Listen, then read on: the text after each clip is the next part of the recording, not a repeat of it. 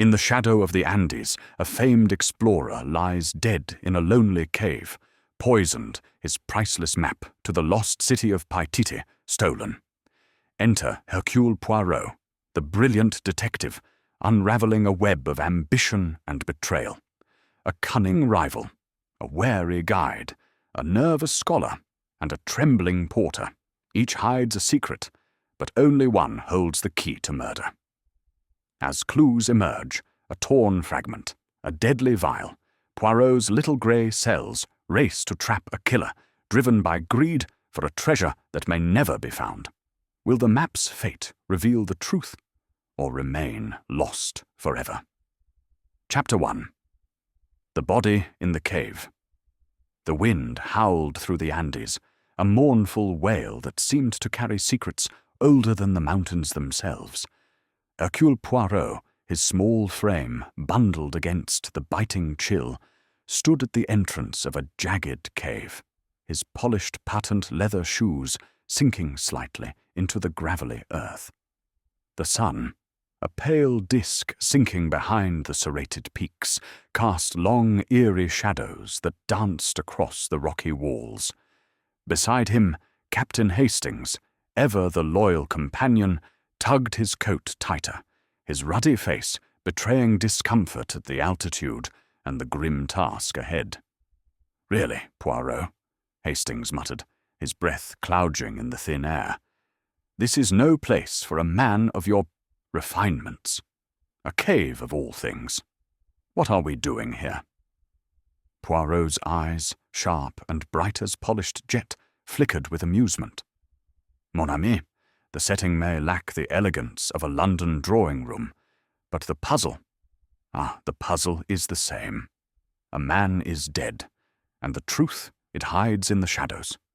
We are here to bring it into the light." He gestured towards the cave's mouth, where Dr. Esteban Alvarez, the expedition's leader, waited with a lantern.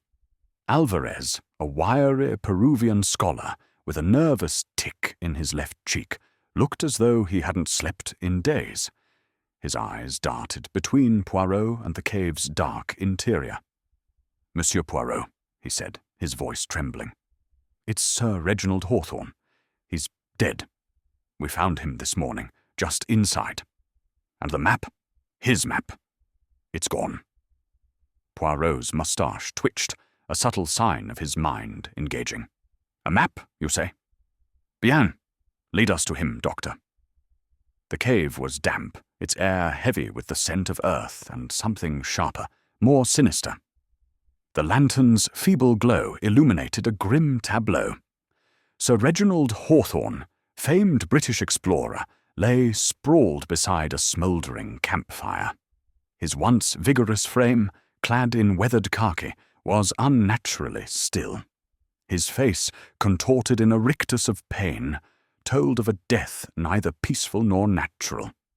His right hand was clenched, as if grasping at something no longer there, and his left lay limp, fingers brushing an overturned tin cup. Poirot knelt, his movements precise despite the uneven ground. He studied the body, noting the faint bluish tinge around Sir Reginald's lips, the glassy stare of his eyes. Leaning closer, he inhaled delicately, his nostrils detecting a telltale scent, bitter almonds, faint but unmistakable. "Poison," he murmured, almost to himself. "Cyanide, unless I am much mistaken." Hastings, hovering behind, grimaced. "Good Lord, Poirot! Poison! Here, in the middle of nowhere!" Poirot rose, brushing dust from his knees with a fastidious hand. "The middle of nowhere, Hastings, is precisely where such crimes flourish. No witnesses, no distractions, only the truth, waiting for Hercule Poirot to uncover it." He turned to Alvarez. "Tell me, Doctor, when was Sir Reginald last seen alive?" "Last night," Alvarez replied, his tic more pronounced. "He insisted on camping here, alone, to study his map. He was obsessive about it. I checked on him at dusk, and he was fine. Grumpy, but fine. This morning, Juan, our porter, found him like this." "And this map?" Poirot's voice was soft, but his gaze pinned Alvarez like a specimen on a board. "What was its nature?" Alvarez hesitated, glancing toward the cave's entrance, as if expecting eavesdroppers. "It was Sir Reginald's treasure. A map," he claimed, "to Paititi, the lost Incan city. Hand-drawn, ancient, priceless. He kept it in a leather case inside his coat. Now it's gone." Poirot's eyes narrowed. "Stolen, then. And with theft and murder, we have a motive, or perhaps several." He turned back to the body, his mind already sifting through possibilities. The cave, with its rough-hewn walls and flickering shadows, seemed to close in, as if guarding its secrets. "Who else knew of this map, Doctor?" "Only the core expedition," Alvarez said. "Myself, Diego, our guide, Margaret Vane, another explorer, and Juan, the porter. Sir Reginald trusted no one else." Poirot nodded, his little grey cells humming. "Then we begin with them. Hastings, come. We must meet these companions of the unfortunate Sir Reginald. The truth, it is never far from those who stand closest to the crime." As they stepped back into the fading light, the Andes loomed silent and vast, indifferent to the tragedy within. Poirot, however, felt no such indifference, for a man was dead, a map was missing, and somewhere in this desolate place a killer walked free. The game, as he often called it, had begun. Chapter 2. The suspects assemble. The Andean dusk settled like a heavy curtain, the last rays of sunlight swallowed by the towering peaks. The expedition's camp, a cluster of weathered canvas tents, stood in a small clearing encircled by jagged rocks and sparse, wind-twisted shrubs. Inside the largest tent, a paraffin lamp cast a flickering glow, throwing distorted shadows across the faces of the gathered party. Hercule Poirot stood at the center, his diminutive figure commanding the space with an authority that belied his fastidious appearance. His black, patent leather shoes, though dusted with mountain grit, gleamed faintly in the lamplight, and his moustache, meticulously groomed, quivered as he surveyed the room. Captain Hastings, ever his faithful shadow, sat on a aina, folding stool, his notebook open, pencil poised, though his expression betrayed a mix of curiosity and unease. "Mesdames et messieurs," Poirot began, his voice clear and measured, cutting through the tense silence. "We are gathered to confront a tragedy. Sir Reginald Hawthorne, a man of renown, lies dead in a cave not 50 yards from this tent.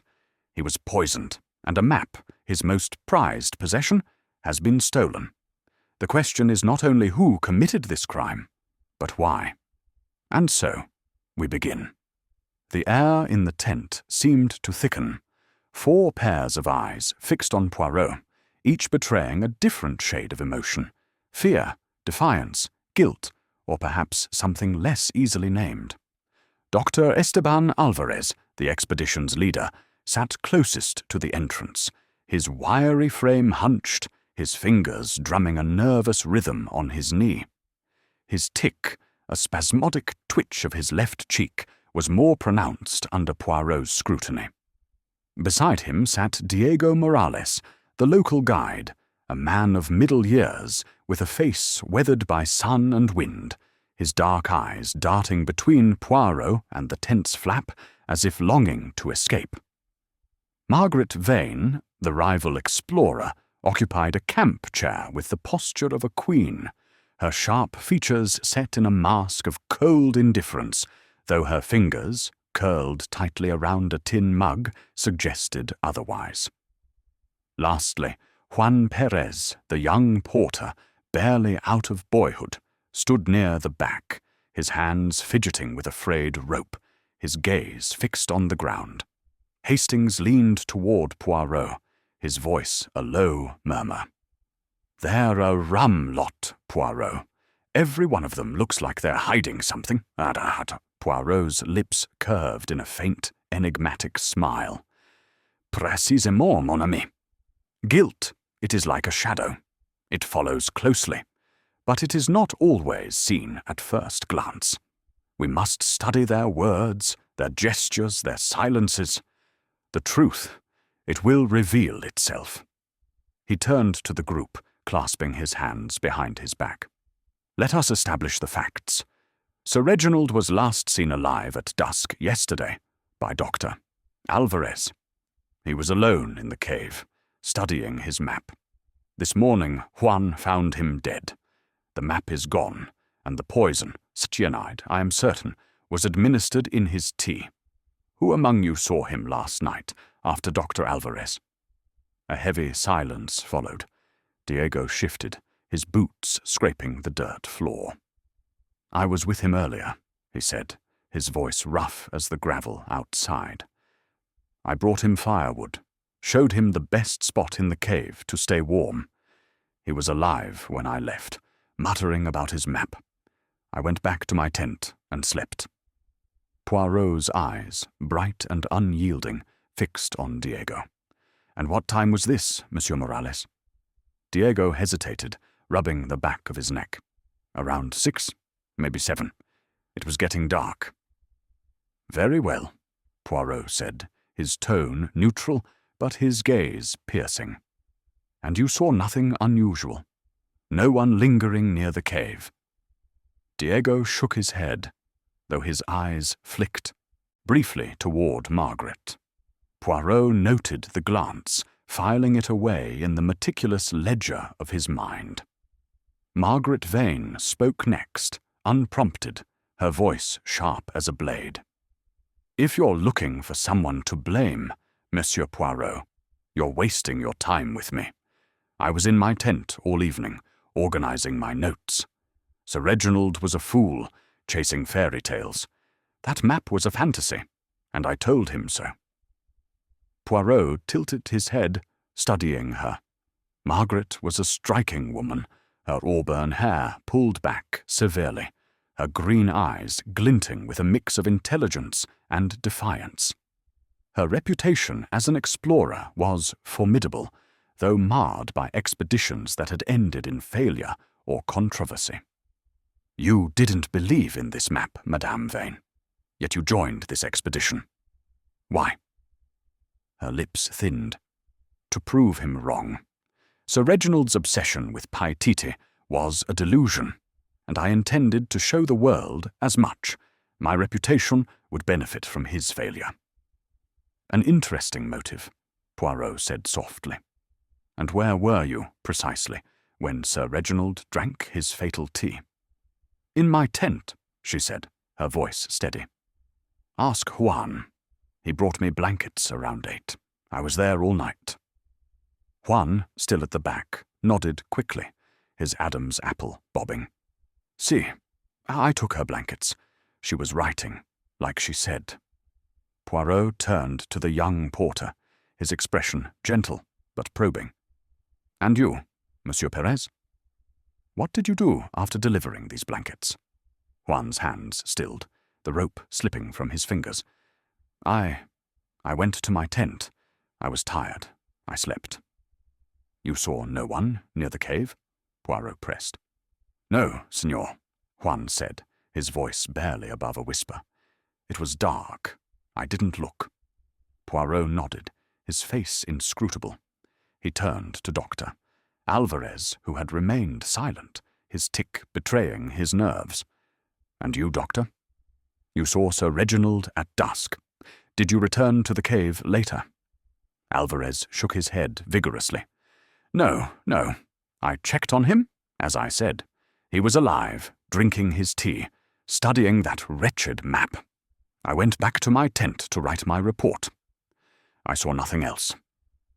Poirot paced slowly, his polished shoes clicking softly on the dirt. "So, we have a man alone in a cave, poisoned in the night, his map stolen. Yet all of you claim to have been elsewhere, asleep or occupied. Curious, is it not? His eyes swept the room, lingering on each face. "The map, it is the heart of this matter. Tell me, Doctor. Alvarez, what made it so valuable?" Alvarez swallowed, his tic twitching. "It was unique. Sir Reginald claimed it was drawn by an Incan priest, centuries old, showing the path to Paititi, the lost city of gold. He said it had symbols no modern scholar could decipher, but he was close to cracking them. He kept it in a leather case, never let it out of his sight." "And who knew of its existence?" Poirot asked. "Only us," Alvarez said. "He was paranoid. Trusted. No one else. Not even the other porters." Poirot's moustache quivered. "Then the thief and the killer is among you four. The question is, who had the opportunity and who had the motive?" Margaret snorted. "Motive? You're barking up the wrong tree, Monsieur Poirot. I didn't need his map to prove my point. Diego, now, he's a local. Maybe he wanted the treasure for himself." Diego's face darkened. "Watch your tongue, Senora. I don't chase myths. I guide people through these mountains. Nothing more." Juan shrank back, his eyes wide, while Alvarez protested. "This is absurd. We're scientists, explorers, not murderers." Poirot raised a hand, silencing them. "Enough. The truth does not emerge from accusations, but from facts. Let us consider the scene. The poison, cyanide, is swift and deadly. It was in his tea, yes? Who prepared it?" Alvarez blinked. "Sir Reginald made his own tea. He always did. He had a small kettle in the cave." "And the cup?" Poirot asked. "It was beside him," Alvarez said. "Empty, but with a residue. I didn't touch it." Poirot nodded.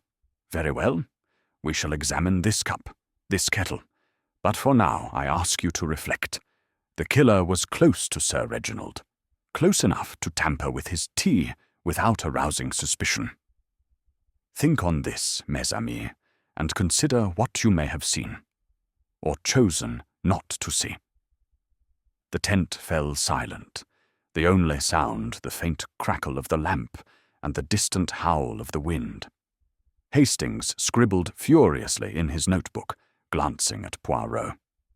"You've got them on edge, old chap. But do you think one of them will crack?" Poirot's eyes gleamed. "Patience, Hastings. The human heart is a fragile thing.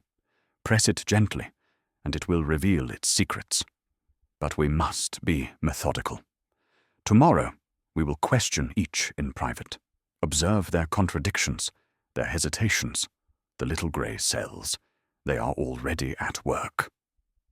As the group dispersed, Margaret lingered, her gaze locking with Poirot's. "You're wasting your time," she said coldly. "I had no reason to kill him." Poirot inclined his head. "Perhaps, madame, but reason is not always the master of action. Bonne nuit." She left, her footsteps crisp against the gravel. Diego followed, muttering under his breath, while Juan scurried out, avoiding eye contact. Alvarez lingered last, his hands trembling. "Monsieur Poirot, I want this solved quickly, for the expedition's sake." "Of course," Poirot said smoothly. "And for justice. Do not fear, Doctor. Hercule Poirot doesn't fail." As Alvarez departed, Hastings closed his notebook. "What do you make of them, Poirot? Margaret's got a temper, Diego's hiding something, and Juan's scared stiff. Alvarez seems the least likely, but that tick of his makes him look guilty as sin." Poirot chuckled softly. "You see, but you do not observe, Hastings. The tick, it is a sign of nerves, yes, but not necessarily guilt. Margaret's defiance masks fear. Diego's glance at her was not casual. And Juan, his youth makes him vulnerable. But to what? We shall see. For now, let us retire. The mountains are cold, and the mind must be warm to work effectively. They stepped out into the night, the stars above sharp and unyielding, like the truth Poirot sought. The camp was quiet, but the air hummed with unspoken tensions. Somewhere among these tents a killer slept, or perhaps lay awake, haunted by their deed. Poirot, his coat buttoned against the chill, felt the familiar thrill of the chase. The game was afoot, and he would not rest until the map and the murderer were found. Chapter 3. The map's legend. The morning sun struggled to pierce the heavy mist that clung to the Andean slopes, casting a ghostly pall over the expedition camp. Hercule Poirot, impeccably dressed despite the rugged surroundings, sat on a folding stool outside his tent, a steaming cup of cocoa in his gloved hands. The chill air nipped at his face, but his mind was alight with purpose, his little grey cells sifting through the fragments of the previous night's revelations. Beside him, Captain Hastings, his breath visible in the frosty dawn, pored over a rough sketch of the camp layout, muttering about the impossibility of the crime. "Poirot," Hastings said, rubbing his hands for warmth. "How could anyone slip poison into Sir Reginald's tea without him noticing? He was alone in that cave, wasn't he? And that map. Why steal it if it's just a myth?"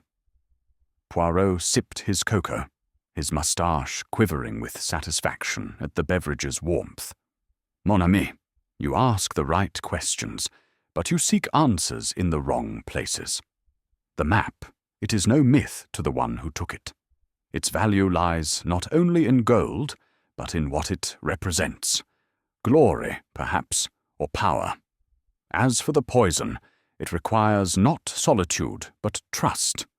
Sir Reginald allowed his killer close. That is the key." Hastings frowned, his pencil tapping the sketch. "But they all claim they were nowhere near the cave after dusk. Someone's lying, surely." "Précisément," Poirot said, his eyes gleaming. "And today we shall uncover the cracks in their stories. But first, we must understand this map. It is the heart of the crime." Poirot rose, brushing a speck of dust from his coat, and led the way to Dr. Alvarez's tent. The scholar was already awake, hunched over a cluttered table strewn with maps, notebooks, and geological tools. His left cheek twitched as he looked up, his eyes bloodshot from lack of sleep. "Monsieur Poirot," Alvarez said, his voice strained. "I trust you slept well. This business keeps me awake. Have you made progress?" "Progress, Doctor, is made in the mind before it is seen in the world," Poirot replied, his tone serene but firm. "I wish to know more of this map Sir Reginald prized so dearly. You said it was unique. Tell me its history." Alvarez hesitated, glancing at the tent flap as if expecting an interruption. He lowered his voice, though the camp was quiet save for the distant clatter of Juan preparing breakfast.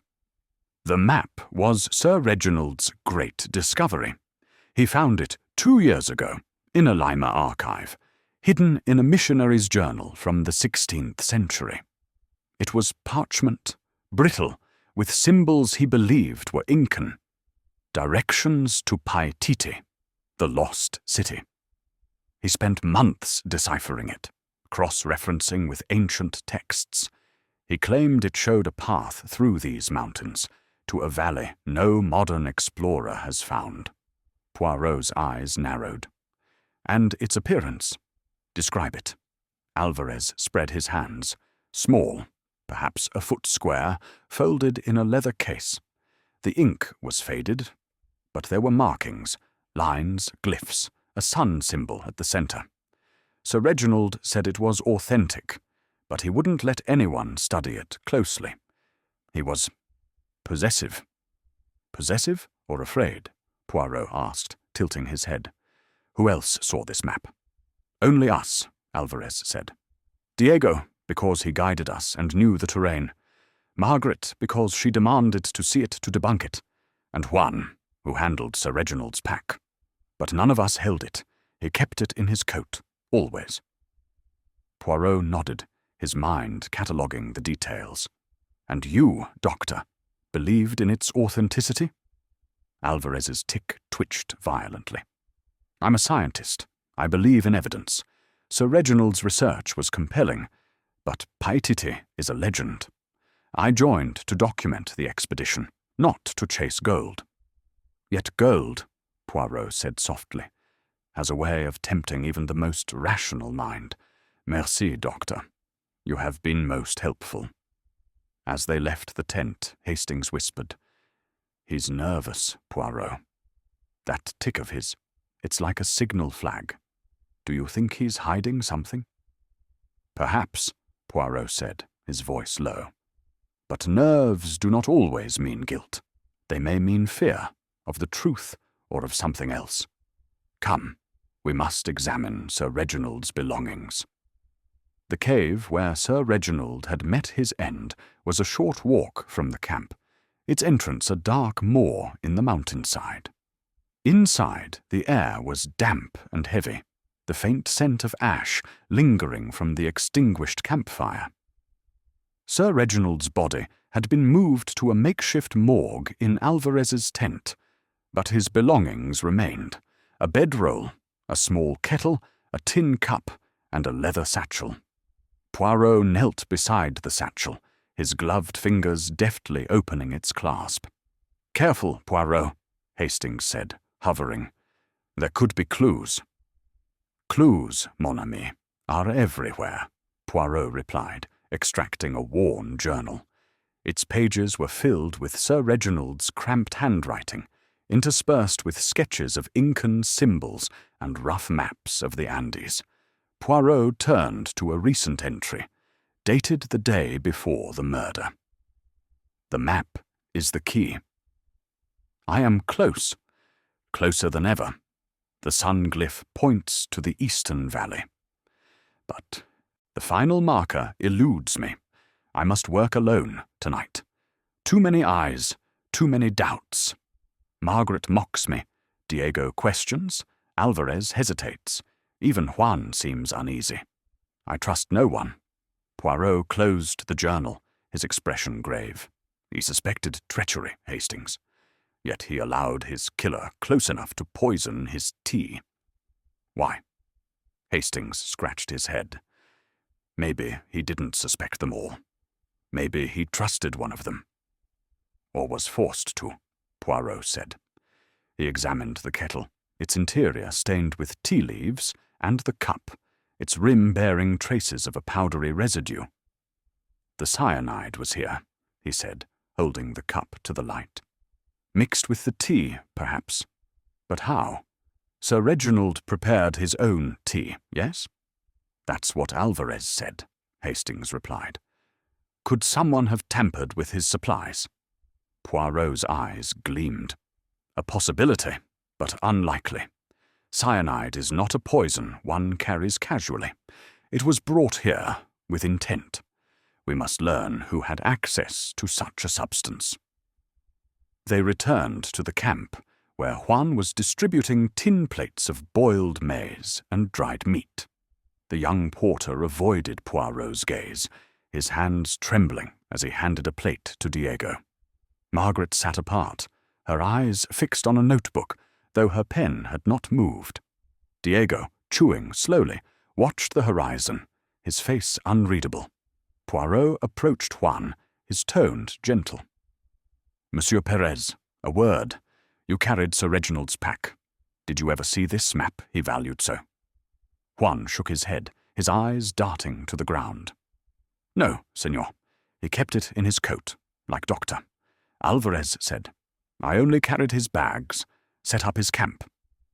And his tea? Poirot asked. Did you prepare it, or see anyone near his kettle? No, Juan said quickly. He made his own? Always. Poirot nodded, his gaze lingering on Juan's trembling hands. Merci, jeune homme. You may go. As Juan scurried away, Hastings whispered, He's scared, Poirot. But of what? The killer? Or you? Perhaps both, Poirot said. Fear is a mirror. It reflects what lies within. We must watch him closely. Next, Poirot approached Margaret, who looked up from her notebook with a scowl. Monsieur Poirot, I'm busy. What do you want? The truth, madame, Poirot said, unruffled. You called Sir Reginald's map a fantasy, yet you saw it. What did it show?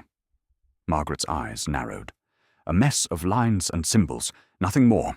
He claimed it led to Paititi. But it was vague, child's scribbles. I told him it was worthless. And yet, Poirot said, it was stolen. Worthless to you, perhaps, but not to the thief. Did you see it that final night? No, she said sharply. I was in my tent, as I told you. I had no interest in his delusions. Poirot inclined his head. Very well. But delusions, madame, can inspire great deeds or great crimes. As they walked away, Hastings muttered, She's as cold as...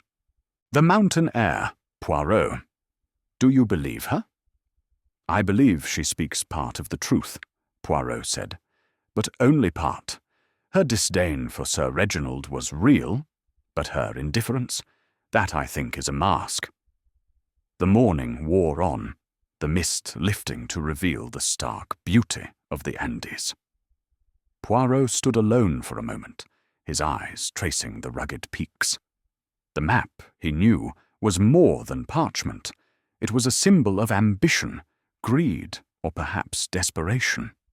Someone in this camp had killed to possess it, and Poirot was determined to uncover not only the who, but the why. The threads of the mystery were beginning to weave together, and with each question, each glance, he drew closer to the truth. Come, Hastings, he said at last. We have learned much, but there is more to uncover. The map's legend is not only in its lines, but in the hearts of those who coveted it. Let us proceed with care. Chapter 4. The Guide's Tale. The Andean morning was crisp, the air sharp with the scent of pine and damp earth.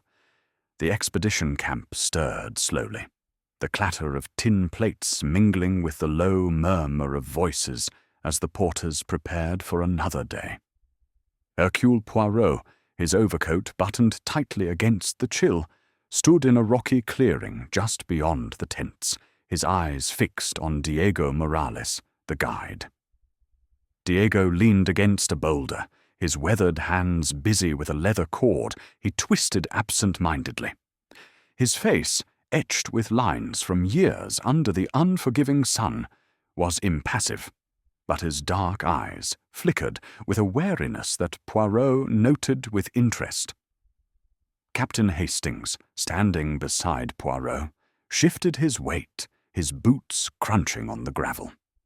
He's a tough nut to crack, Poirot, he whispered. Looks like he'd rather face a mountain lion than your questions. Poirot's moustache twitched, a faint smile playing beneath it. Mon ami, the lion is bold, but the man who hides his thoughts is more dangerous. Monsieur Morales knows these mountains, and perhaps more. We shall see what his tale reveals. Poirot approached Diego, his steps deliberate, his polished shoes an odd contrast to the rugged terrain. Monsieur Morales, he began, his voice smooth but commanding. You have guided many through these Andes, no? Your knowledge of this land is unmatched. Tell me, what did you know of Sir Reginald's quest for Paititi? Diego's hands stilled on the cord, his gaze dropping to the ground before meeting Poirot's. Paititi is a story, senor, he said, his voice rough as the stones around them. Every guide hears it. Gold, jewels, a city hidden in the clouds. Old men in the villages tell it to children. Sir Reginald, he believed it was real. Me, I only led him where he wanted to go. Poirot tilted his head, his eyes sharp. And where was that, precisely? The cave where he died? Diego nodded, his jaw tightening. See, he chose that cave. Said it was near a landmark on his map. A rock shaped, like a condor's wing. I showed him the spot, set up his camp, brought him firewood. He wanted to be alone, so I left. At what hour? Poirot asked, his tone deceptively mild. Diego rubbed the back of his neck, his eyes narrowing, as if calculating. 6, maybe half past. The sun was low. I went back to my tent, ate, slept. That's all. Poirot clasped his hands behind his back, pacing a small circle. And you saw no one else near the cave? No one lingered? No one watched? Diego shook his head, but the movement was too quick, too emphatic. No one. It was dark. I didn't look back. Poirot stopped pacing, his gaze locking onto Diego's. You are a guide, Monsieur Morales. Your eyes are trained to see tracks, shadows, signs of danger. Yet you saw nothing? That is curious, non? Diego's fingers tightened on the cord, the leather creaking softly. I told you, I left him. He was alive, muttering about his map, drinking his tea. I had no reason to stay. Tea, Poirot repeated, his voice soft but piercing. You saw him prepare it? Si, Diego said. He had his kettle, his tin cup. He always made it himself. Didn't trust anyone else. Poirot nodded, his mind cataloguing the detail. And this map, did you ever see it? Diego hesitated, his eyes flicking toward the camp before returning to Poirot. Once. He showed it to me, maybe a week ago. Wanted to know if I recognized the symbols. I told him they looked old. Incan, maybe, but I'm no scholar, just a guide. What did it show? Poirot pressed. Lines, shapes, Diego said, shrugging. A sun, some mountains, a river. He said it pointed to a valley east of here. I told him I'd never seen such a place, but he didn't listen. He was loco for that map. Poirot's eyes gleamed. Loco, you say, yet you guided him here, to this very cave. Why this place, if you doubted his quest? Diego's face hardened. He paid me. I don't ask questions. I take people where they want to go. Even to their death? Poirot asked, his voice low. Diego's eyes flashed, but he said nothing, his silence as heavy as the mountains around them. Poirot noted the tension in his shoulders, the way his fingers twisted the cord into knots. Merci, Monsieur Morales, he said at last. You have given me much to consider. We will speak again. As Diego walked away, his stride stiff, Hastings leaned in. He's cagey, Poirot. That pause when you asked about the cave. Did you see it? He's hiding something. Perhaps, Poirot said, his gaze following Diego's retreating figure. Or perhaps he fears what he knows. The guide, he sees more than he admits. But is it guilt or caution? We must probe further. They returned to the camp, where Dr. Alvarez was sorting through a crate of supplies, his tic more pronounced in the morning light. Margaret Vane sat on a camp stool, sharpening a knife with slow, deliberate strokes, her eyes fixed on the blade. Juan, meanwhile, was hauling water from a nearby stream, his thin frame straining under the weight of the buckets. The camp buzzed with a tense normalcy, as if the murder were a storm that had passed, leaving unease in its wake. Poirot approached Alvarez, who looked up with a start. Monsieur Poirot, any progress? This uncertainty is unbearable. The truth, Doctor, is like these mountains, Poirot said. It reveals itself slowly, but it cannot hide forever. Tell me, did Diego ever speak to you of Paititi beyond Sir Reginald's map? Alvarez shook his head. Only in passing. He called it a fairy tale, like Margaret did. Said the mountains hold no secrets, only dangers. But he knew the terrain better than anyone. If anyone could find a hidden valley, it would be him. Poirot nodded, his mind turning over Diego's words. A guide who dismissed the map, yet led Sir Reginald to the exact spot he desired. A man who saw nothing, yet whose eyes betrayed vigilance. The pieces were there, but the pattern remained elusive. Hastings, ever impatient, tugged at his sleeve. What next, Poirot?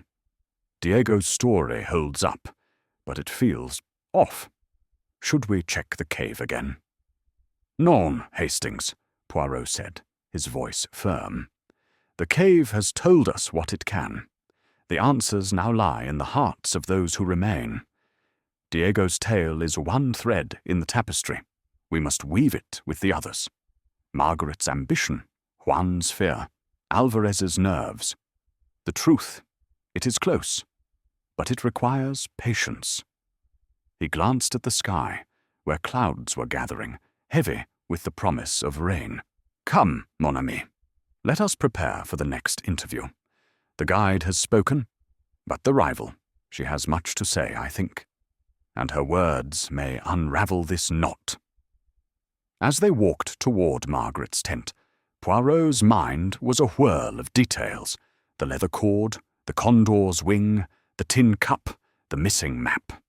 Diego's tale was plausible, but plausibility was not truth.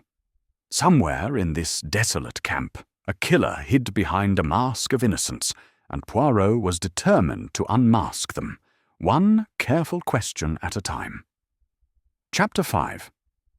The rival's ambition. The Andean afternoon was heavy with the threat of rain, the sky a brooding canvas of slate-grey clouds that pressed low over the jagged peaks.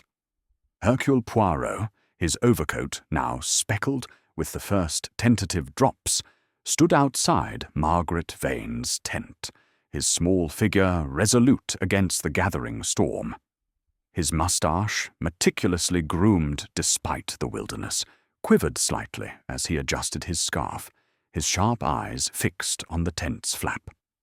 Captain Hastings, ever at his side, shifted uncomfortably, his boots sinking into the softening earth. Poirot, Hastings whispered, glancing at the darkening sky. This weather's turning foul, and so's my mood. Margaret Vane's got a tongue sharper than that knife she was sharpening earlier. Are you sure you want to tackle her now? Poirot's lips curved into a faint, knowing smile. Mon ami, the storm outside is nothing compared to the tempest within a guilty heart. Madame Vane is a woman of ambition, and ambition, it is a fire that burns brightly, but often blinds. Let us see what light her words cast on this mystery. He tapped lightly on the tent pole, and a curt voice answered, Come in, but make it quick. Inside, Margaret Vane sat on a camp stool, her auburn hair pulled back in a severe bun, her green eyes glinting like jade in the dim light of a paraffin lamp. Her hands, calloused from years of exploration, rested on a small table, cluttered with maps and a worn compass. She fixed Poirot with a look of barely concealed impatience, her posture rigid as if braced for battle. Monsieur Poirot, she said, her voice crisp, I trust this won't take long. I have work to do, unlike some who seem to thrive on idle questions. Poirot inclined his head, unruffled. Madame Vane, your work, it is the pursuit of knowledge, non? Yet here we are, in the shadow of a murder. Your rival, Sir Reginald Hawthorne, is dead, his map stolen. I seek only the truth, and your candour will hasten its discovery. Margaret's lips thinned, a flicker of disdain crossing her face. Rival? You flatter him. Sir Reginald was a dreamer, chasing myths while I mapped real terrain. His death is tragic, but it doesn't surprise me. He was reckless, obsessed with that map. Poirot clasped his hands behind his back, his gaze steady. You speak of his obsession with disdain, yet you joined this expedition. Why, if you believed his quest for Paititi was futile? Margaret leaned back, her eyes narrowing. To prove him wrong, as I told you. His map was a fantasy, a scribble of lines and symbols that led nowhere. I came to document his failure, to show the world that my methods, scientific, precise, are superior. His success would have diminished me, and I will not be diminished. Poirot's moustache twitched, a sign of his mind at work. A motive most compelling, madame, to eclipse a rival by exposing his folly. It is a victory of sorts. But tell me, where were you on the night Sir Reginald died? In my tent, she said, without hesitation, her voice as sharp as the knife she'd been sharpening. I was writing my notes, planning the next day's survey. Juan brought me blankets around 8 o'clock. I didn't leave until morning. Juan confirms this, Poirot said, his tone neutral. Yet the cave is not far. A short walk, perhaps, in the dark. Margaret's jaw tightened. I had no reason to go there. I told you, I didn't believe in his map. Why would I risk the cold for a fool's errand? Perhaps, Poirot said softly, because a fool's errand, if successful, could outshine your own achievements. You saw the map, did you not? What did it show? Margaret's fingers tightened around her compass, the metal glinting in the lamplight. He showed it to me once, weeks ago, to taunt me. It was old parchment, faded, with Incan glyphs, a sun, a river, some mountains. He claimed it led to Paititi, but it was vague, unconvincing. I told him it was worthless. And yet, Poirot said, his voice like silk over steel, it was stolen. Worthless to you, perhaps, but not to the thief. Did you see it again? That final night?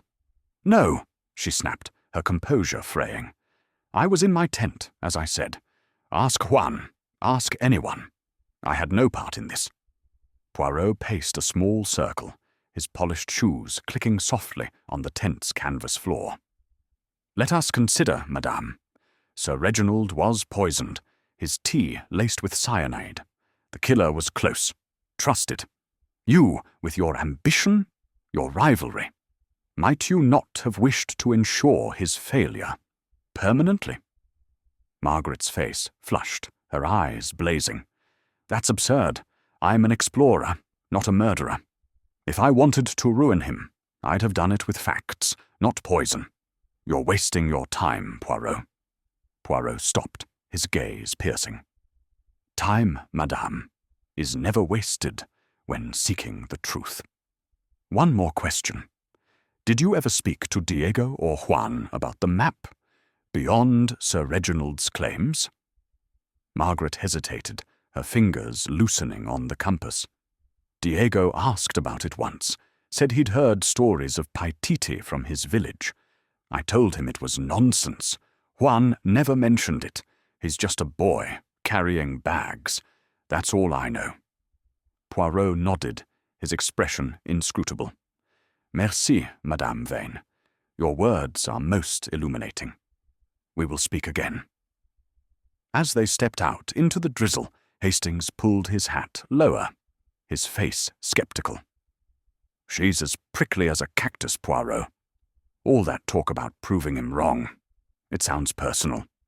Do you think she's lying about staying in her tent? Poirot adjusted his scarf, his eyes scanning the camp where Diego was repairing a rope and Juan was stacking firewood. Madame Vanner is a woman of pride, Hastings, and pride can blind as well as drive. Her alibi depends on Juan, but Juan is young, impressionable. We must test her story, and his. The ambition she admits to is a motive. But is it enough for murder? Hastings frowned. What about the map? She dismissed it, but maybe she wanted it to prove her point, or to steal his glory.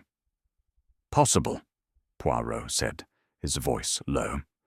But the map's theft suggests belief in its value.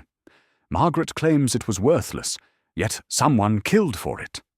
We must find where her ambition intersects with opportunity. The rain began to fall in earnest, drumming on the tents and turning the clearing to mud. Poirot, undeterred, led Hastings toward Juan's tent. "The porter next, mon ami. His fear is a thread we must pull.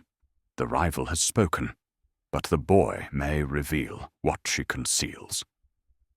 As they walked, Poirot's mind churned, weaving together Margaret's defiance, Diego's wariness, and Juan's trembling hands.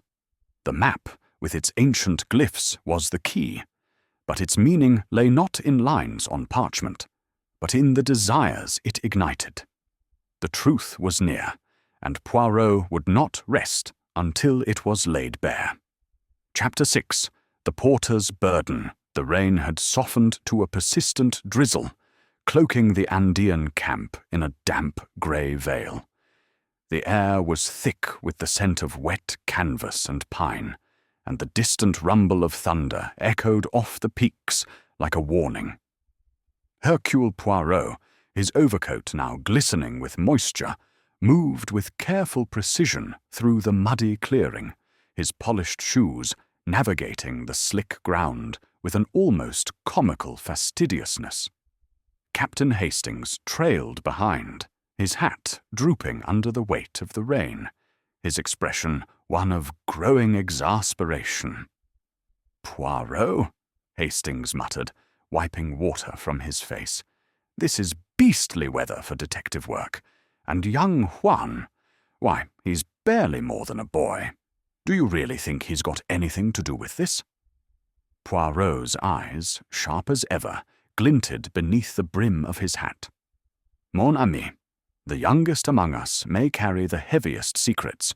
Juan Perez is nervous, oui, but fear is not always innocence. It may be the shadow of guilt or of knowledge he dares not share. We shall see." They approached a small tent at the camp's edge, where Juan Perez was polishing a pair of boots with a rag, his movements quick and mechanical, as if the task anchored him against the storm, both literal and figurative. The young porter, barely 20, had a slight frame and dark eyes that darted nervously as Poirot and Hastings drew near. His hands, rough from labour, trembled slightly, and his face bore the pallor of someone who had slept little. "Monsieur Perez," Poirot said, his voice gentle but firm, like a teacher addressing a timid student. "A moment of your time, s'il vous plaît. The rain, it is unpleasant, but the truth, it must be found, even in such conditions." Juan set the boots aside, wiping his hands on his trousers. "Si, senor," he said, his voice barely audible over the patter of rain on the tent. "What do you want to know?" Poirot gestured to a pair of camp stools under the tent's awning, and the three sat, the canvas offering meagre shelter. "You were Sir Reginald's porter," Poirot began, his hands clasped in his lap, "carrying his pack, setting up his camp. You were close to him, no? Tell me, what did you see of this map he valued so?" Juan's eyes flicked to the ground, his fingers twisting the rag. "I never saw it, senor. He kept it in his coat, in a leather case. He didn't let anyone touch it, not even me.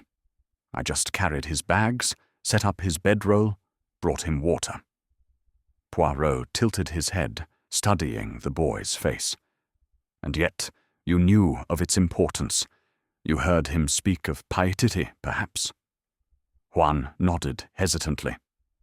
"Si, he talked about it sometimes. A city of gold, he said. He thought the map would lead him there, but I didn't understand it. Maps, symbols, that's not my work." Poirot's moustache quivered, a sign of his mind at work. "Your work, Monsieur Perez, was to serve, but service brings proximity. You were in the cave, were you not, when you found Sir Reginald dead?" Juan swallowed, his Adam's apple bobbing. "Si, in the morning. I went to bring him breakfast, like always. He was lying there, by the fire. His face. He shuddered, his voice breaking. I ran to tell Dr. Alvarez. Poirot leaned forward, his gaze unwavering. And the night before, you brought blankets to Madame Vane, you said. What else did you do?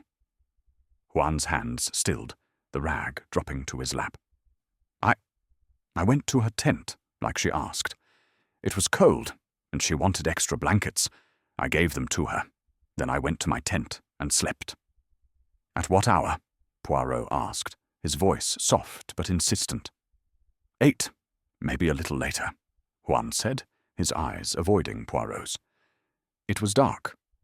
And you saw nothing near the cave? No one moving in the shadows? Juan shook his head, too quickly. No, senor, I didn't look. I was tired. Poirot sat back, his fingers tapping lightly on his knee. Tired, yet you are young, strong. A short walk to the cave. It would not be difficult. Tell me, did Madame Vane speak of Sir Reginald that night? Juan's face flushed, his fingers tightening on the rag. She said he was a fool, chasing dreams. She was angry, said he'd ruin the expedition with his nonsense. But that's all. Poirot's eyes narrowed. Angry, you say? And you, Monsieur Perez, what did you think of Sir Reginald? Juan hesitated, his voice dropping to a whisper. He was hard, always giving orders, never saying thank you. But he paid well. I needed the work. Poirot nodded, his expression unreadable. And Diego, the guide? Did he ever speak to you of the map, or of Paititi? Juan's eyes flicked toward the camp, where Diego was repairing a tent in the rain. Sometimes, he said the stories were old, from his village. He didn't believe them, but he knew the mountains. He told me once that if Paititi was real, only the mountains would know where. Interesting, Poirot murmured. And Dr. Alvarez? He asked me to watch Sir Reginald, Juan admitted, his voice barely audible. Said to tell him if Sir Reginald did anything strange, but I didn't see anything, I swear. Poirot's moustache twitched. To watch him, you say? Why? Juan shrugged, his shoulders hunching. I don't know. Dr. Alvarez said it was for the expedition, to keep things organized. Poirot leaned back, his gaze piercing. Organized or controlled? You are young, Monsieur Perez, but you see much. Tell me, did you ever handle Sir Reginald's tea, his kettle, his cup? Juan's eyes widened, panic flashing across his face. No. I brought him water sometimes, but he made his own. Tea, always. I didn't touch it. Poirot nodded slowly, his mind cataloguing the boy's fear, his quick denials. Very well, Monsieur Perez. You have been most helpful. Go now, but stay close. The truth, it is near, and you may yet have a part to play. Juan scrambled to his feet, clutching the rag as he hurried back to his tasks, his head bowed against the rain. Hastings watched him go, his brow furrowed. Poor lad's scared out of his wits, Poirot. Do you think he's involved? Poirot rose, brushing a droplet from his coat. Involved, perhaps, but not as the master of this crime. Well, his fear is genuine, but it may be fear of another, not of guilt. He is a pawn, Hastings, moved by someone else's hand. But whose? Hastings glanced at the camp, where Margaret was now writing in her notebook, her face a mask of concentration. Margaret, maybe. He's her alibi, after all. Or Alvarez, with that order to watch Sir Reginald. Both are possible, Poirot said, his voice low. But Diego, too, has secrets. The porter's burden is not only physical, it is the weight of what he knows, or fears to know. We must press on, mon ami. The threads of this mystery are tangled, but they will unravel. The rain intensified, drumming on the tents and turning the clearing to a quagmire. Poirot, undeterred, led Hastings back toward the center of the camp, his mind a whirl of details. Juan's trembling hands, Margaret's anger, Alvarez's orders, Diego's silence. The map, stolen and hidden, was the prize, but the poison, swift and deadly, was the method. Someone in this camp had orchestrated both, and Poirot was determined to find them, step by the careful step. "Come, Hastings," he said, his eyes bright with purpose. "The next thread awaits. The truth, it is like the rain. It falls softly, but it cannot be ignored." Chapter 7. The Poison's Trace. The Andean rain had relented by late afternoon, leaving the camp sodden and the air heavy with the scent of wet stone and pine. A pale sun peeked through the parting clouds, casting long shadows across the muddy clearing. Hercule Poirot, his overcoat now slightly damp, but still impeccably buttoned, stood inside the cave, where Sir Reginald Hawthorne had met his end. The space was dim, the walls glistening with moisture, and the faint smell of ash lingered from the extinguished campfire. Captain Hastings, his hat still dripping, hovered near the entrance, his face a mixture of curiosity and distaste. "Poirot," Hastings said, his voice echoing slightly in the cavern, "this place gives me the creeps. It's so isolated. How could anyone slip poison into Sir Reginald's tea without him noticing? And in here, of all places." Poirot's eyes, bright as polished jet, swept the cave's interior. "Isolation, mon ami, is an illusion. The killer was close enough to be trusted. The poison, it was not a matter of chance, but of precision. Come, let us examine the scene once more. The truth, it leaves traces, even in a place as bleak as this." He knelt beside the spot where Sir Reginald's body had lain, now marked only by a faint disturbance in the dirt. The campfire's remnants were cold, a scattering of charred wood and ash. Nearby, a small kettle and a tin cup rested on a flat stone, undisturbed since Dr. Alvarez's initial inspection. Poirot lifted the cup, holding it to the fading light. A faint, powdery residue clung to its rim, and a subtle scent, bitter almonds, confirmed his earlier suspicion. "Cyanide," Poirot murmured, his voice low but certain, swift, silent, and deadly. "It was in the tea, Hastings, administered by someone who knew Sir Reginald's habits." Hastings frowned, peering over Poirot's shoulder. "But Alvarez said Sir Reginald made his own tea. Always. How could anyone tamper with it?" Poirot set the cup down, his gloved fingers tracing the kettle's handle. "That, mon ami, is the question. The kettle, the cup, the tea leaves. Each is a link in the chain. Let us see what they tell us." He opened the kettle, its interior stained with the residue of boiled leaves. A small tin of tea, tucked in Sir Reginald's satchel, caught his eye. Poirot examined it, noting the loose leaves inside, unremarkable, but for a faint, unnatural sheen on some. "Interesting," he said, sealing the tin and slipping it into his pocket. "This must be tested, but I suspect the poison was not in the tea leaves themselves. Too risky, too easily detected." Hastings scratched his head. Then Haw. "Someone had to get close to the cup, right? But Diego, Margaret, Juan, they all say they were nowhere near the cave after dusk." Poirot's moustache twitched, a sign of his mind at work. "They say yes. But words are not truth, Hastings.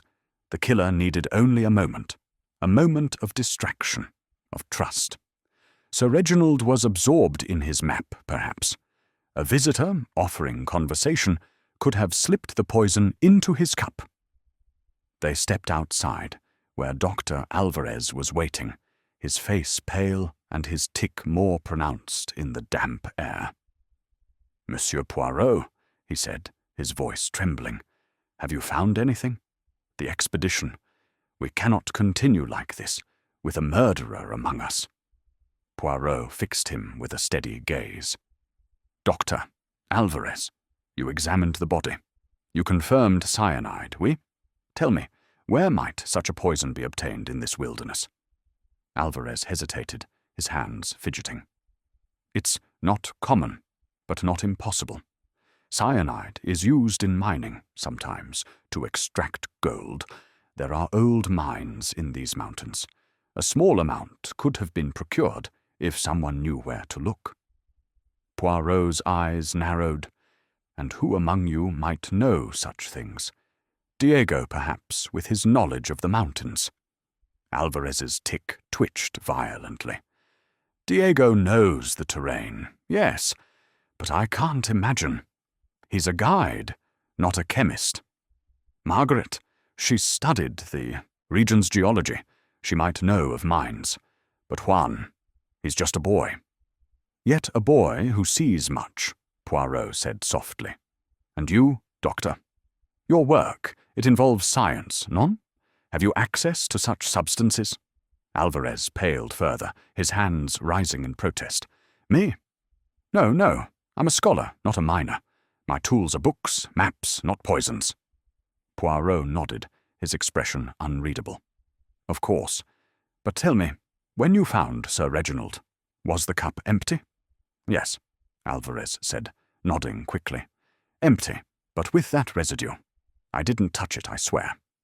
"Very well," Poirot said, his voice calm but probing. "And the kettle? Did you examine it?" Alvarez shook his head. "No, I was focused on the body. I assumed he'd made his tea as usual."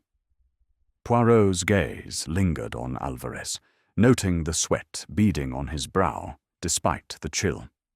"Merci, Doctor. You may return to your duties. But stay close. We will need you again." As Alvarez hurried away, Hastings leaned in. "He's jumpy, Poirot. That tic of his, it's like a metronome. Do you think he's hiding something?"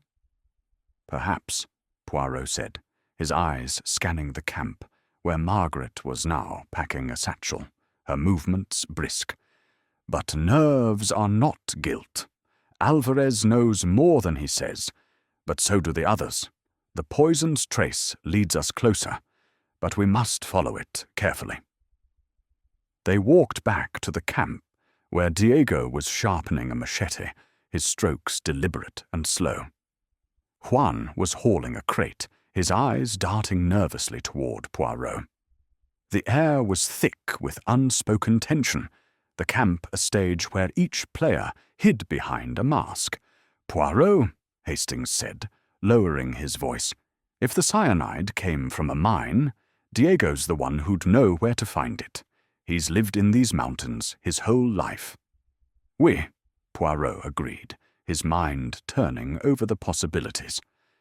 "But Margaret, too, has knowledge of the region's resources, and Juan, though young, is not ignorant. He sees, he listens. The poison was chosen for its speed, its certainty.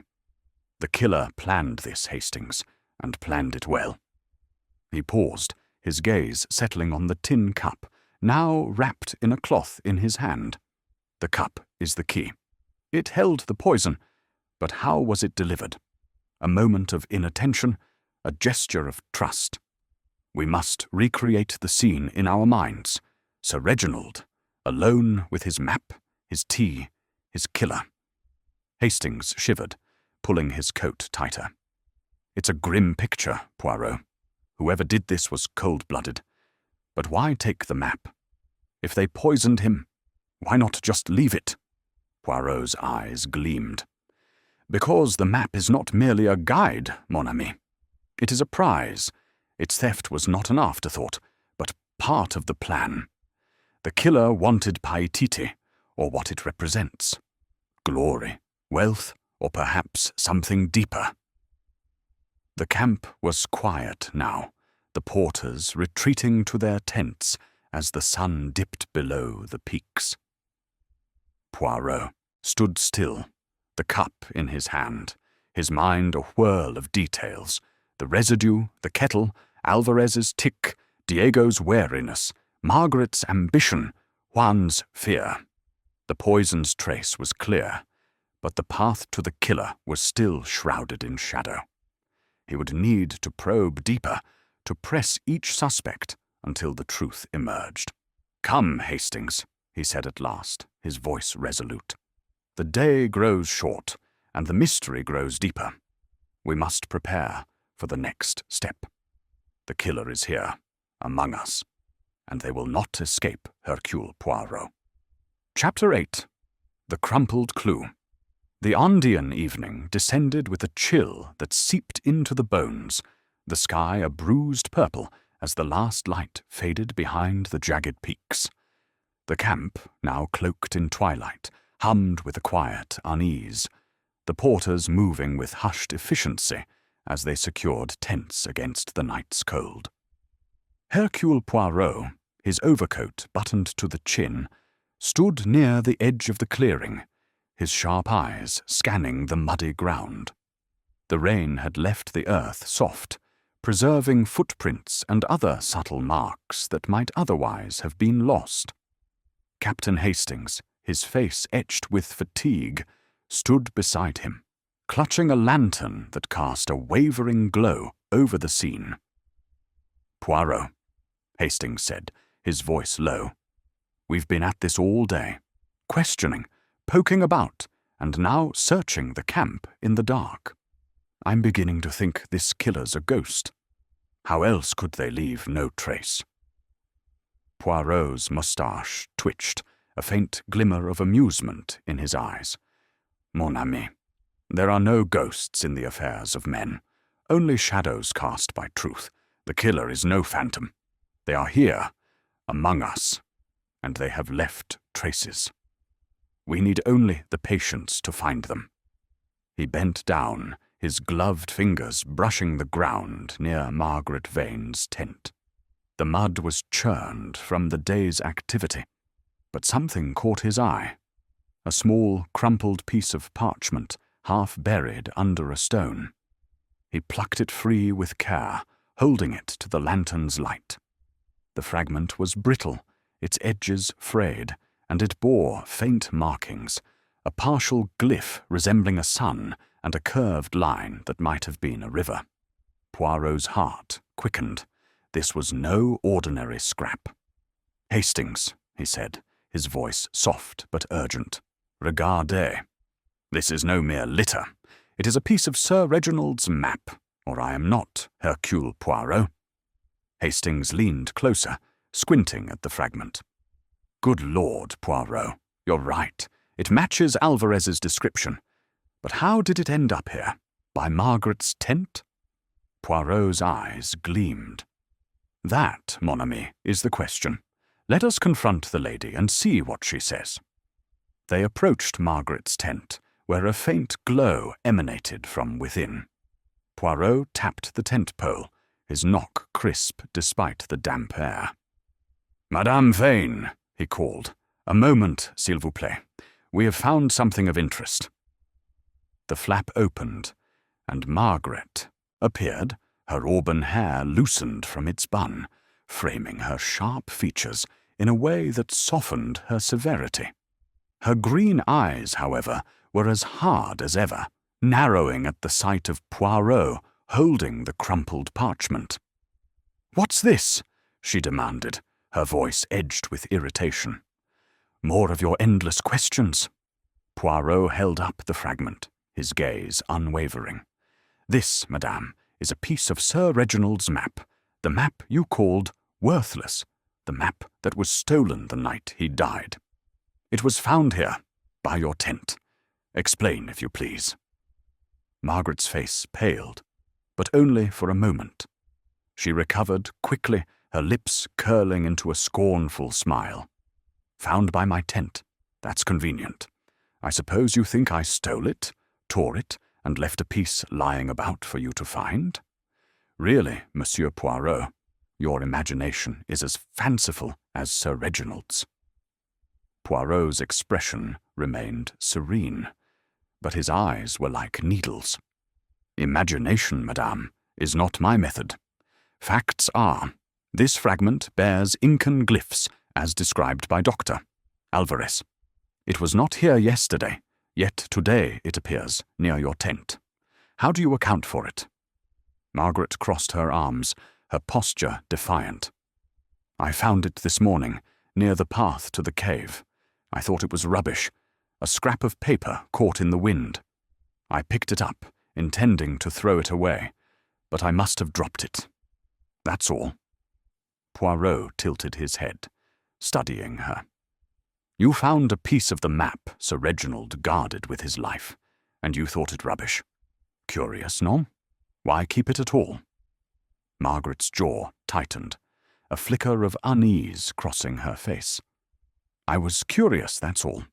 I'm an explorer, Poirot. Even if I thought his map was nonsense, a fragment like that might have some historical value. I didn't know it was his until you showed it to me." Poirot's moustache quivered, a sign of his mind at work. "Curiosity or ambition? You wished to prove Sir Reginald wrong, yet here you are, holding a piece of his prize. Tell me, madame, did you see anyone near the cave when you found this?" "No," she said sharply. "It was early, just after dawn. The camp was still asleep. I saw no one." Hastings, unable to contain himself, interjected. "But you were out there, near the cave, when you said you stayed in your tent all night. That's a contradiction, isn't it, Poirot?" Margaret's eyes flashed. "I said I was in my tent the night he died. This was morning, Captain Hastings. Do try to keep up." Poirot raised a hand, silencing the exchange. "Enough. Madame Vaughan, you claim you found this fragment by chance, yet you did not mention it until now. Why?" "I told you," she snapped. "I thought it was nothing. I didn't connect it to the map until you showed it to me." Poirot nodded slowly, his gaze never leaving her face. "Very well. But know this, madame. The truth is like this fragment. It may be torn, but it can be pieced together. Merci for your time. We will speak again." As they stepped back into the twilight, Hastings shook his head. "She's slippery, Poirot. That story about finding it by chance. It doesn't add up. Why keep it if it was just rubbish?" Poirot held the fragment to the lantern again, his eyes tracing the faint glyphs. "She kept it because she knew its value, Hastings, even if she denies it. But whether she found it or tore it herself, that is the question. The fragment is a clue, but it is also a trap. Perhaps for her, perhaps for another." They walked toward the center of the camp, where Diego was coiling a rope, his movements slow and deliberate. Juan, nearby, was scrubbing pots, his head bowed. Dr. Alvarez stood by his tent, watching the scene with nervous eyes, his tic betraying his unease. "Poirot," Hastings whispered, "do you think Margaret's the one? That fragment was right by her tent. It's damning, isn't it?"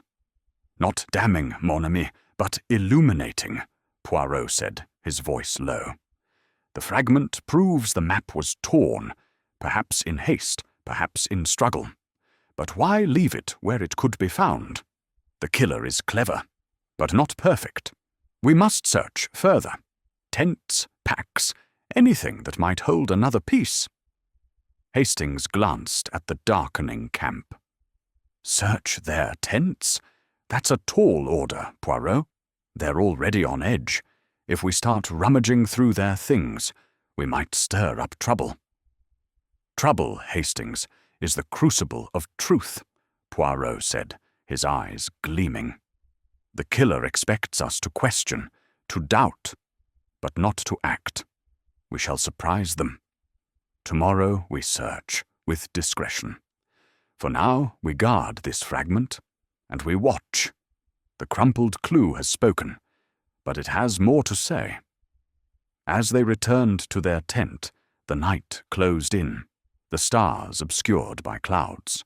Poirot clutched the parchment fragment, its faint markings a whisper of the map's secrets. The killer was close, their steps faltering under the weight of their crime. Poirot's mind, sharp and relentless, was closing in, one clue at a time. Chapter 9. The night unraveled. The Andean night was a tapestry of shadows, the camp's tents barely discernible under a moonless sky. A single paraffin lamp flickered in the central tent, casting a golden glow over the gathered expedition party. Hercule Poirot stood at the heart of the circle, his small frame commanding the space with an authority that silenced the restless murmurs. His overcoat, though dusted with the day's mud, was buttoned with precision, and his moustache gleamed in the lamplight, a beacon of his unyielding focus. Captain Hastings sat to his right, his notebook open, his face taut with anticipation. The air was thick with tension, the weight of suspicion pressing on every shoulder. Dr. Esteban Alvarez perched on a camp stool, his left cheek twitching as he clutched a tin mug, the steam rising unnoticed. Diego Morales leaned against a tent pole, his weathered hands still, but his dark eyes darting like a cornered animal's. Margaret Vane sat erect, her green eyes defiant, her fingers curled tightly around a pencil as if it were a weapon. Juan Perez hovered at the back, his young face pale, his hands twisting a frayed cloth with nervous energy. "Mesdames et messieurs," Poirot began, his voice clear and measured, cutting through the silence like a blade. "We stand in the shadow of a crime most foul. Sir Reginald Hawthorne, a man driven by dreams of Paititi, lies dead, poisoned by cyanide in his tea. His map, the key to his obsession, is stolen, and a fragment of it," he held up the crumpled parchment, its glyphs catching the light, "was found near Madame Vane's tent. Tonight we unravel the night of his death, and the truth, it will no longer hide." Hastings leaned forward, whispering, "You're putting them on the spot, Poirot. Think one of them will crack?" Poirot's eyes flicked to him, a faint smile beneath his moustache. "Patience, mon ami. The truth is like a stone in a shoe. It cannot be ignored forever. Observe and listen." He turned to Diego, his gaze piercing. "Monsieur Morales, you guided Sir Reginald to the cave, knowing his quest for Paititi. You saw him last at 6, you say, alive and drinking his tea. Yet your eyes, they betray a vigilance. What did you see that night, near the cave?" Diego's jaw tightened, his hands clenching the tent pole. "I told you, senor. I left him. He was alone, muttering about his map. I went to my tent, ate, slept. Nothing more." Poirot tilted his head, his voice soft but relentless. "Nothing more. You, a guide whose life depends on noticing the smallest sign, a footprint, a broken twig, saw nothing. No shadow moving in the dark." Diego's eyes flickered, but he shook his head. "It was dark. I didn't look back." Poirot nodded, his expression unreadable, and turned to Juan. "Monsieur Perez, you brought blankets to Madame Vane at 8, oui? Yet you too saw nothing near the cave. A young man, alert, carrying out his duties. Surely you glanced that way." Juan's hands froze on the cloth, his voice barely a whisper. "No, senor. I went to Miss Vane's tent, then back to mine. It was cold, dark. I didn't see anything." Poirot's moustache quivered. "And yet you found Sir Reginald's body the next morning, alone in the cave. You did not touch his cup, his kettle?" "No." Juan's voice cracked, his eyes wide. "I only saw him lying there. I ran to tell Doctor. Alvarez Poirot's gaze shifted to Alvarez, whose tick was now a rhythmic pulse. "Doctor, you saw Sir Reginald at dusk, alive, studying his map. You did not return to the cave, you say. Yet you asked Juan to watch him, to report anything strange. Why?" Alvarez's mug trembled, tea sloshing over the rim. I wanted to ensure the expedition ran smoothly. Sir Reginald was erratic, obsessed. I needed to know if he was planning something reckless. "Reckless or successful?" Poirot asked, his voice like silk. "His success, it would have brought fame to you all, no? Yet someone ensured it wouldn't." Finally, Poirot turned to Margaret, holding up the parchment fragment. "Madame Vane, this was found by your tent. You claim you found it by chance near the cave and thought it rubbish. Yet you kept it. Curious, you said. Curious enough to steal it, perhaps?" Margaret's eyes blazed, her voice sharp. "I've told you, I didn't steal it. I found that scrap in the morning, after he was dead. I didn't know it was his map until you showed it to me." Poirot paced slowly, his hands clasped behind his back. "Let us reconstruct the night. Sir Reginald was in the cave, alone, his map spread before him, his tea in his cup. Someone entered, someone he trusted, or did not suspect. They added cyanide to his tea, a poison swift and silent. They took the map, but in their haste a fragment was torn, left behind, and later found by Madame Vane, or so she claims. The question is, who stood in that cave?"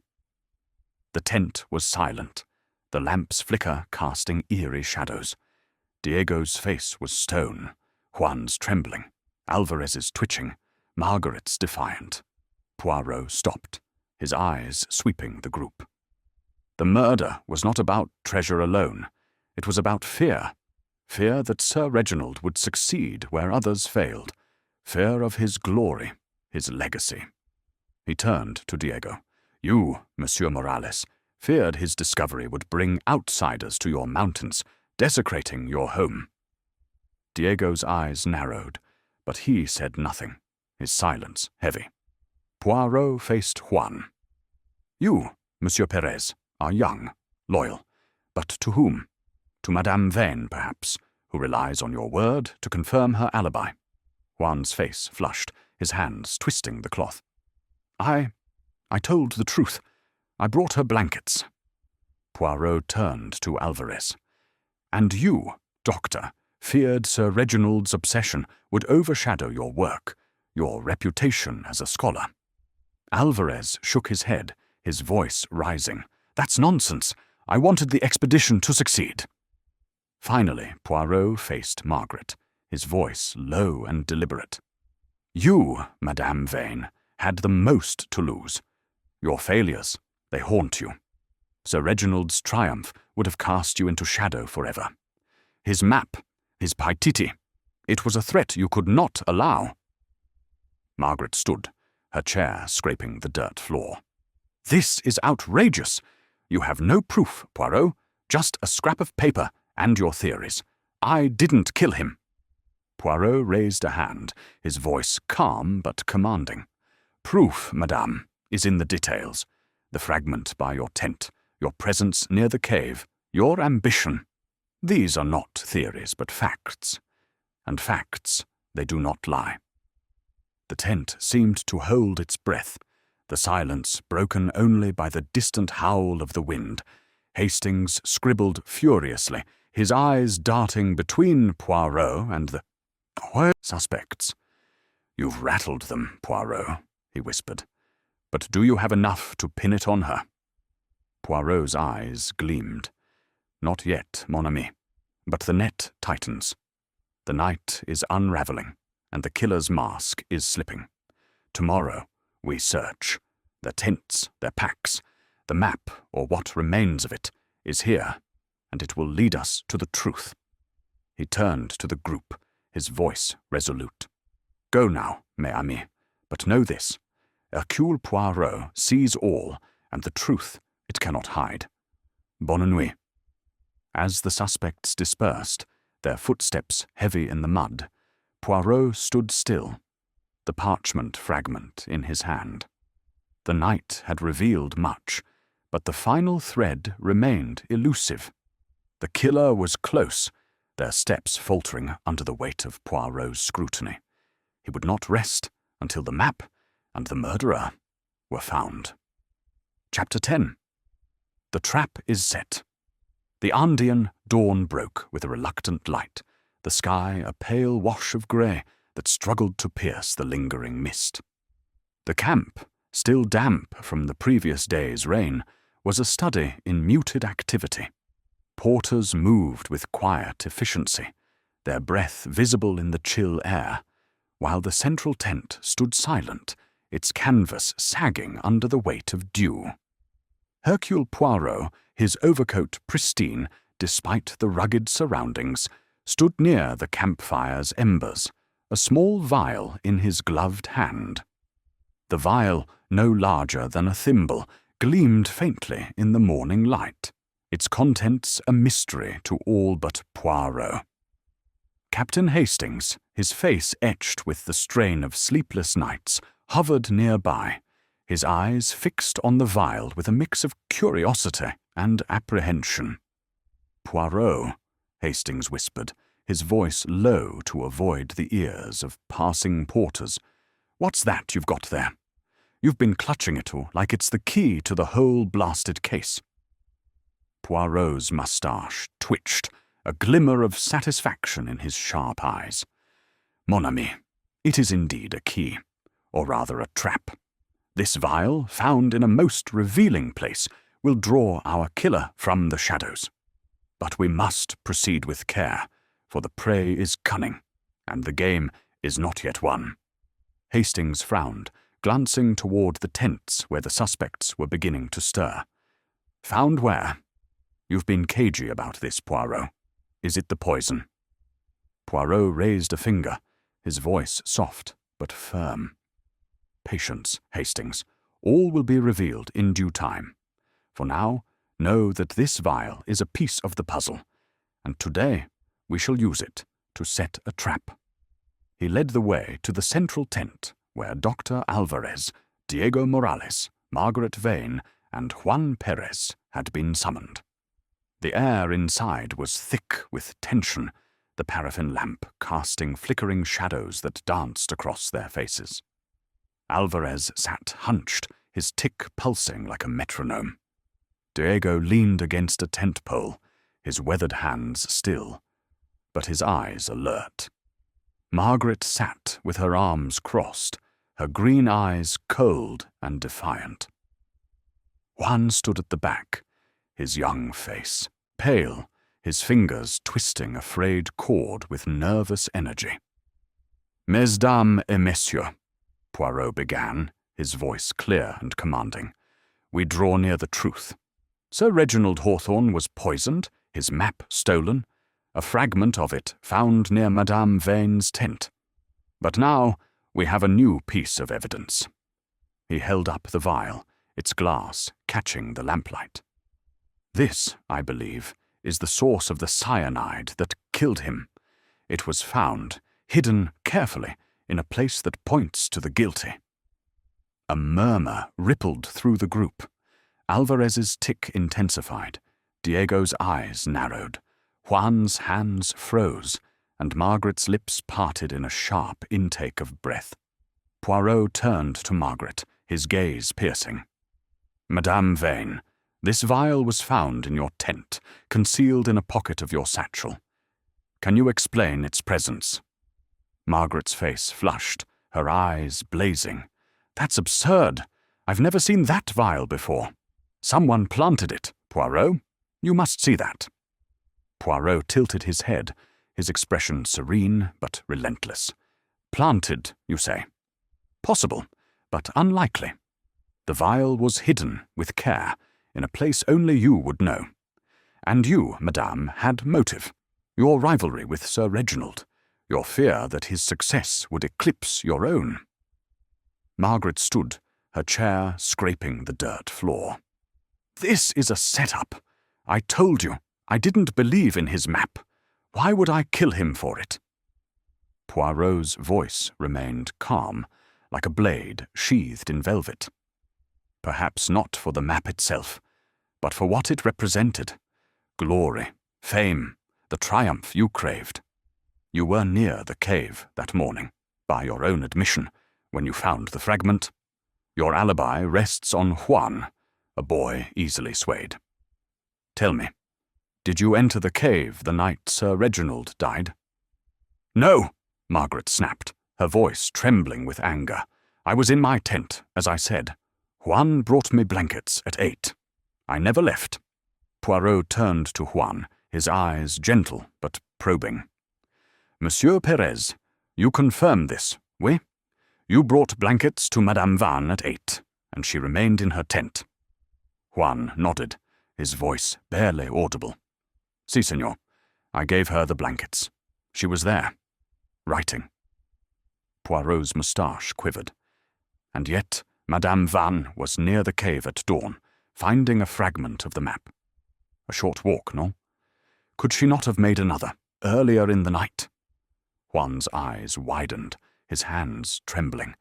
I don't know. I didn't see her after I left."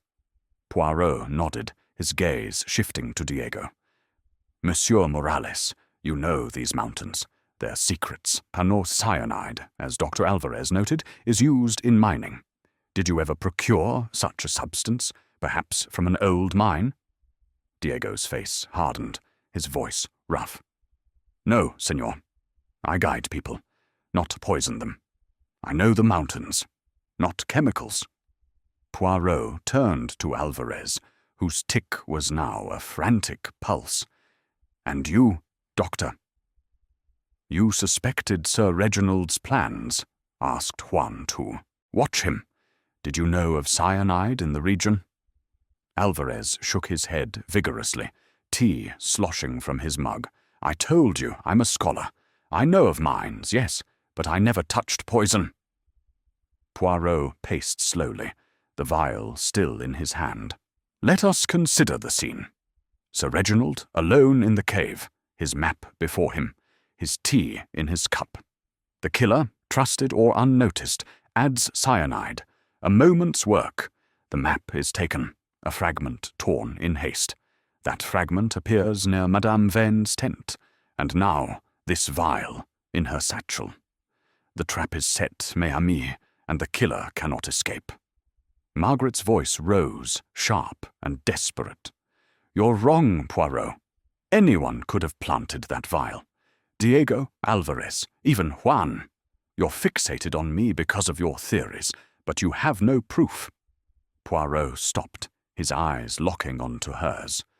"Proof, madame, is in the contradictions. You claim you stayed in your tent, yet Juan's testimony is vague. He saw you at 8, but not after. The fragment was found by your tent, the vial in your possession, and your motive, your burning ambition to outshine Sir Reginald. It is clear." Margaret's composure cracked, her hands clenching into fists. I didn't do it. I swear it." Poirot's voice softened, but his gaze was unrelenting. "Then tell me, madame, what did you do that night? The truth, not the mask you wear." Margaret hesitated, her eyes darting to the others, then back to Poirot. I went to the cave, all right. Not at 8, but later, near 10. I wanted to talk to him, to convince him to abandon his foolish quest.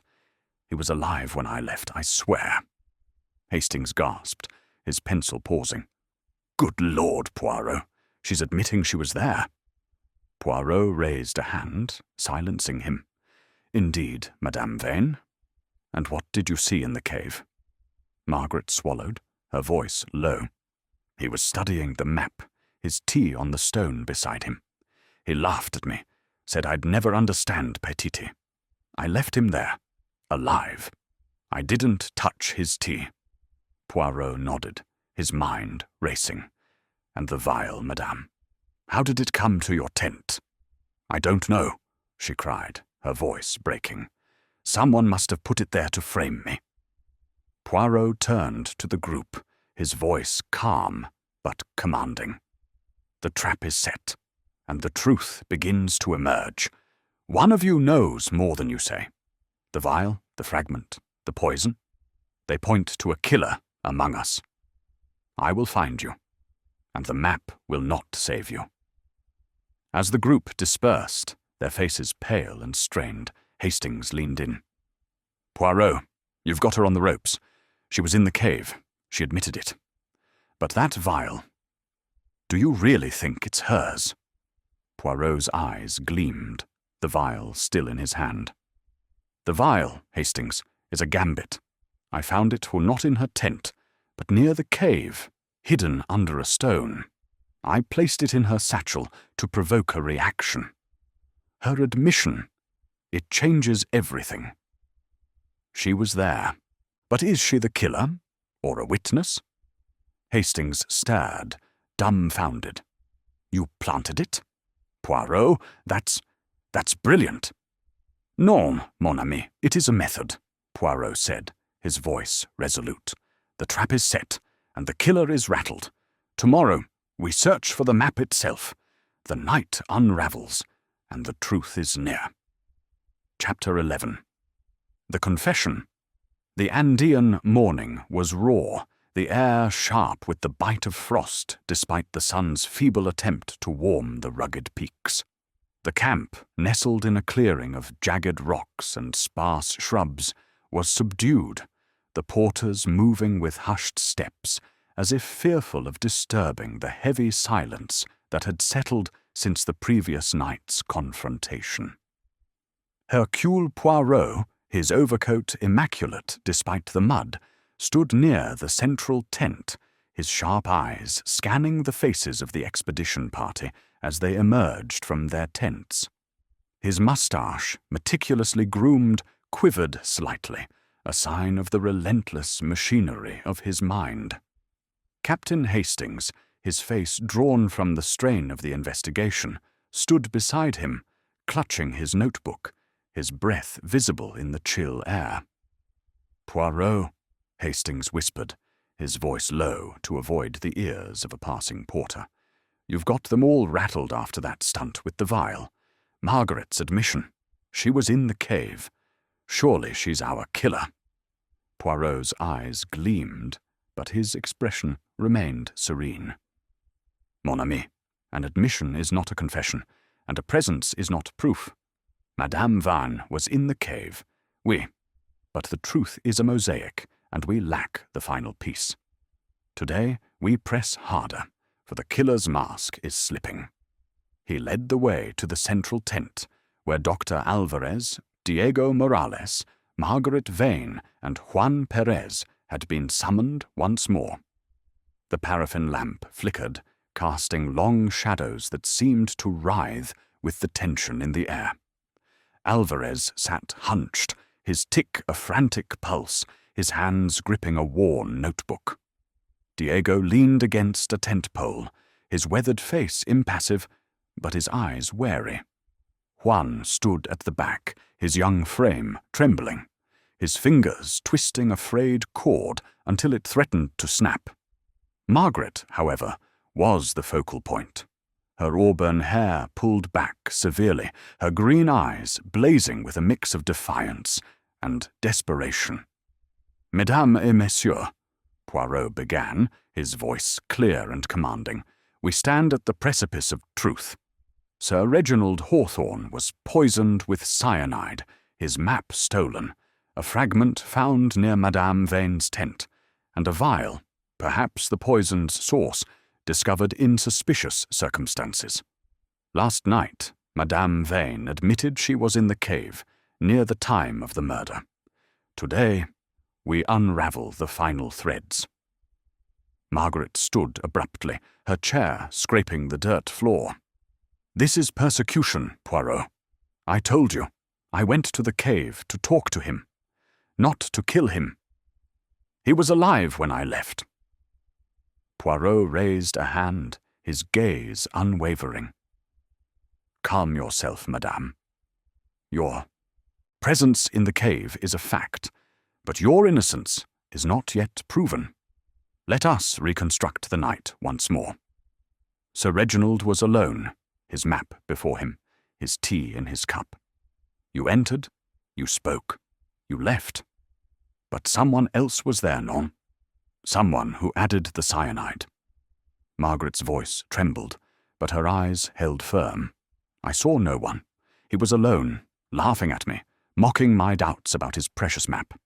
I left him there, alive. Poirot turned to Juan, his tone gentle, but probing. Monsieur Perez, you brought blankets to Madame Vane at 8. You saw her in her tent, oui? But after, did you see her leave, perhaps toward the cave? Juan's eyes widened, her hands shaking. No, senor. I went to my tent after. I didn't see anything. Poirot's moustache twitched. Yet you were asked by Dr. Alvarez to watch Sir Reginald. Did you watch that night? Did you see Madame Vane or anyone near the cave? Juan's face paled, his voice a whisper. I didn't watch. When I was tired, I slept. Poirot nodded, his gaze shifting to Diego. Monsieur Morales, you left Sir Reginald at 6, you say. But as a guide, your senses are keen. Did you hear anything later?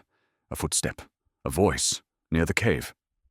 Diego's jaw tightened, his eyes flicking to Margaret before returning to Poirot. No, senor. I was in my tent. The wind was loud, the night dark. I heard nothing. Poirot turned to Alvarez, whose tick was now a relentless tic-tac. Doctor, you saw Sir Reginald at dusk, alive. You asked Juan to watch him, yet you did not check on him yourself. Why? Alvarez's hands trembled, his notebook slipping to the floor. I trusted Juan. Sir Reginald was difficult, always secretive. I thought he'd be fine until morning. Poirot paced slowly, his hands clasped behind his back, the vial now tucked in his pocket. Let us consider. The cyanide was in the tea, a poison requiring proximity. Trust. Madame Vane was in the cave, but claims she left him alive. Juan, Diego, Alvarez, all claim to have been elsewhere. Yet the map was taken, a fragment torn, and a vial found. The killer is among us, and their story phrase. He stopped, his eyes locking onto Margaret. Madame Vane, you have a motive. Your rivalry, your fear of being overshadowed. You were in the cave, near the time of death. The vial was placed to implicate you, but your presence makes you the prime suspect. What do you say? Margaret's composure shattered, her voice breaking as she sank back into her chair. I didn't mean to kill him, she sobbed, her hands covering her face. I only wanted the map. I thought, if I could take it, prove it was worthless, I'd ruin him. He caught me, laughed at me. I was furious. I put the cyanide in his tea. It was quick, impulsive. I didn't think he'd die so fast. The tent fell silent, the lamps flicker and the only movement. Hastings gasped, his pencil frozen. Good Lord, Poirot, she's confessed. Poirot's expression was grave, his voice soft. Madame Vane, you took the map, tore it in your haste, and left the fragment behind. Where is the rest? Margaret's sobs quieted, her hands trembling as she pointed to her satchel. In there. I couldn't destroy it. It's all I have left of my mistake. Poirot nodded to Hastings, who retrieved the satchel and found a folded leather case inside. Within was the map, its parchment brittle, its glyphs faded but intact, save for the missing fragment. Poirot held it up, his eyes never leaving Margaret. You sought glory, madame, but found only tragedy. The human heart, it betrays itself. Alvarez's tick stopped, his face ashen. Diego's shoulders slumped, his eyes averted. Juan dropped his cord, tears streaming down his face. The truth raw and undeniable, hung in the air. Hastings leaned in, his voice low. "You did it, Poirot. You broke her with that vile trick. But how did you know?" Poirot's eyes gleamed, but his voice was somber. "The vial, Hastings, was a catalyst. Her guilt was written in her eyes, her contradictions. The fragment by her tent, her presence in the cave. These were threads I wove into a net. She could not escape." As Margaret was led away by two porters, her head bowed, Poirot stood still, the map in his hands. The confession had closed the case, but the weight of it lingered, a reminder of the cost of ambition unchecked. Chapter 12.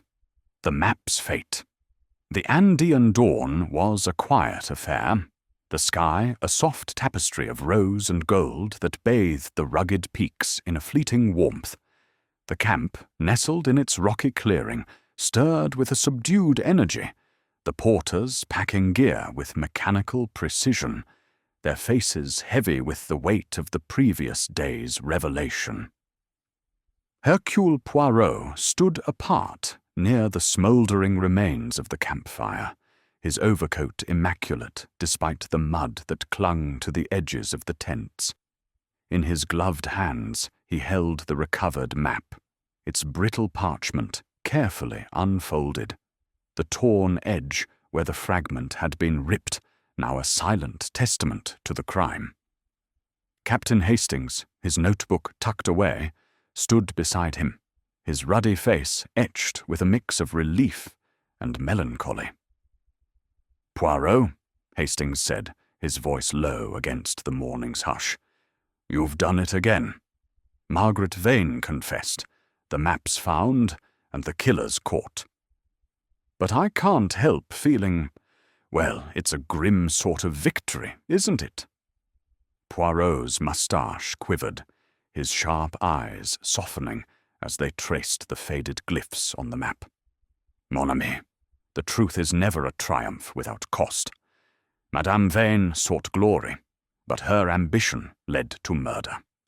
The map, it was her prize, yet it became her downfall.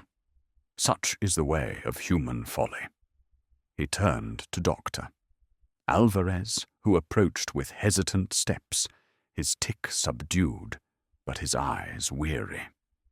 The scholar's hands trembled as he accepted the map from Poirot, his fingers brushing the parchment with a reverence tinged with sorrow. "Monsieur Poirot," Alvarez said, his voice unsteady, "what should we do with it?